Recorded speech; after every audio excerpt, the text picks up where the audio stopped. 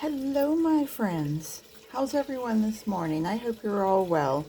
This is part two of making worm tea. Yum, yum. Looks like something we'd want to drink, doesn't it?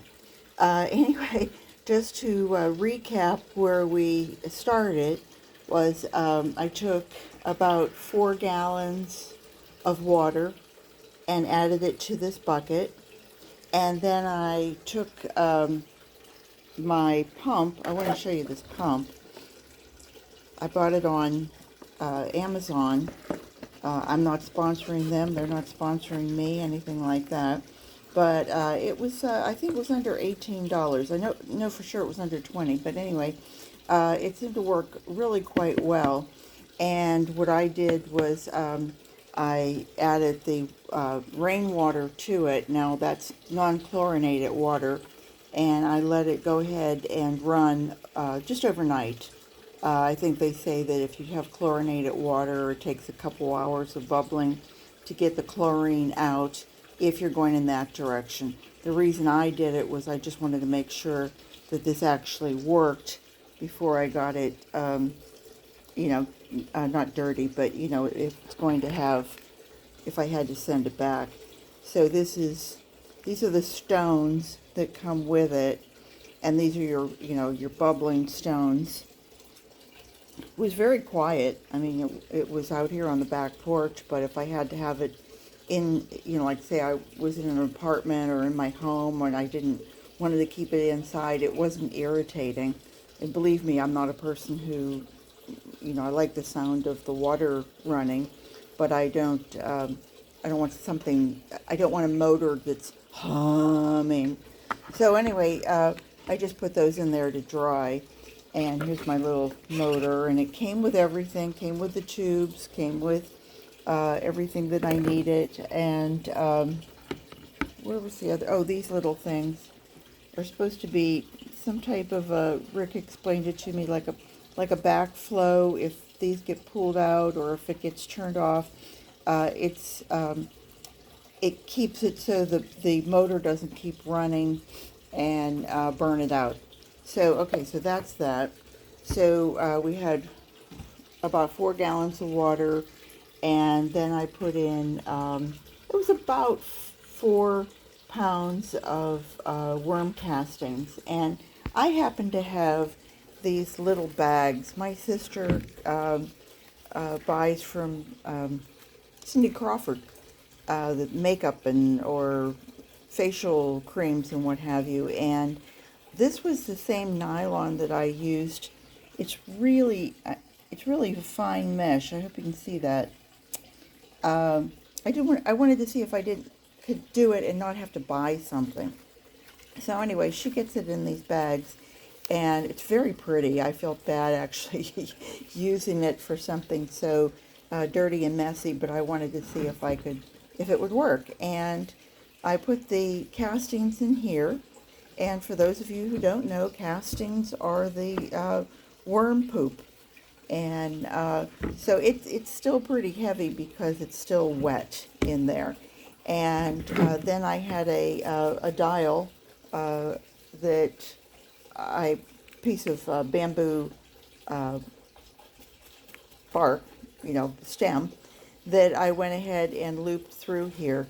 And then I actually just hung it in here with this going.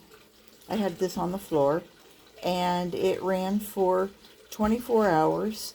And then I turned it off, and I let it sit. And I thought for sure that I would have, I would have this coming out. But boy, when I pulled it up, it looked still like it was pretty solid, and it drained for a couple days. I'm sure I could probably still get something out of it if I gave it a good squeeze. But anyway, the way I've been using it, I did tell you that I saw it on Captain Matt's channel, and he actually had a cold brew tea or coffee bag that he put in another empty bucket, and then he threw everything into that bucket, and then he pulled that very similar to this, pulled it up, but he had a much bigger bag, and then he said it filtrated it to the point that he could then put it in bottles and sell it. But for my purpose, this is just a home brew, and I don't, if I get a little bit of something in there, then I'm not really worried, you know, because this is the way I'm doing it. This is my rainwater. I actually have two rocks. You know, they're not really rocks, but they look like fake rocks on the side of my house, one on each side. And they blend right into my landscaping, so people think that I have this beautiful rock structure. And so all I did was to take two of these half-gallons, which of course equals 1 gallon. Follow along, children. And so we did that.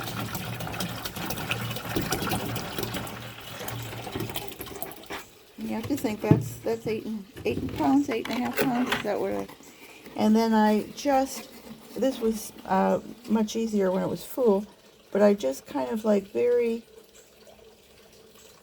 nicely siphoned off. And this is the worm tea. That looks pretty clear, doesn't it? I mean, it looks dark, but it looks pretty clear. So I'm going to let you see it as I'm pouring it. And I don't know if that will show you. It's pretty clear. There's a little bit of stuff. Yeah, I see there's a little bit of, like, almost foam. And I've already taken off quite a bit. I'd say it's still pretty clear. And I'm really down at the bottom here. So I'm to 128 ounces, 1 gallon. I'm adding about 12 ounces of the worm tea. And then I'm using this on all of my plants. And I started with Juicy Fruit Island, and I did all of those tomatoes and marigolds, the Asian pears, the peach, anything else that's out there. And then once I finished with that, and I really gave everybody just, you know, a good soak. It was probably 4 gallons just out there. And then I worked my way around, and I still have some onions. And of course, onions are kind of a heavy feeder on liking bone meal. So I wanted to set them up well, and so I gave them a nice douse of the worm tea. And anything that I wanted to keep strong, you know, like my hibiscus are prone to aphids. The plumeria are prone to rust. Anything that I have a problem with that I might consider needing to spray a chemical, I thought, let me see if I can strengthen the plant itself so that I don't need to add anything to it. And so I would consider this a pretty positive outcome, and easy. I mean, I'll be able to tell you whenever I don't have a problem. I will be proud to say that, hey, that worm tea really works. But the other thing I added it to was, here's some bedding that I'm going to use for the worms. And so I just poured this on here, and I'm letting it soak in. I forgot to mention to you that not only was it the worm castings and water, but it was also 2 tablespoons of unsulfured molasses. And I'm trying to think of what kind I used. It was something like Grandma's or something. You'll know it when you go to the grocery store. The little old lady on the front, you'll think it's me. Haha.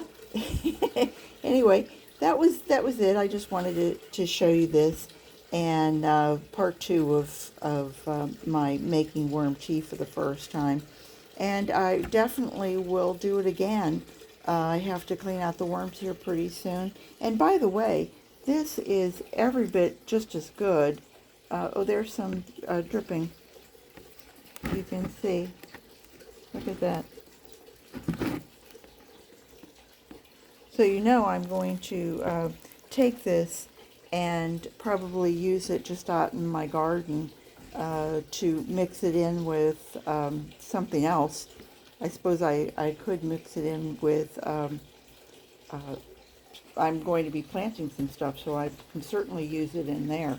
So anyway, garden what you've got. I hope you guys will subscribe and ring the bell, come back and see me. It's a beautiful day here in Windermere. It's Central Florida, for those of you who don't know. And going up to 80 degrees, and hopefully maybe we'll get a little rain shower later on in the afternoon. I hope you're all well, and I hope you'll come back and see me again soon. I'll be here. Take care. Bye-bye.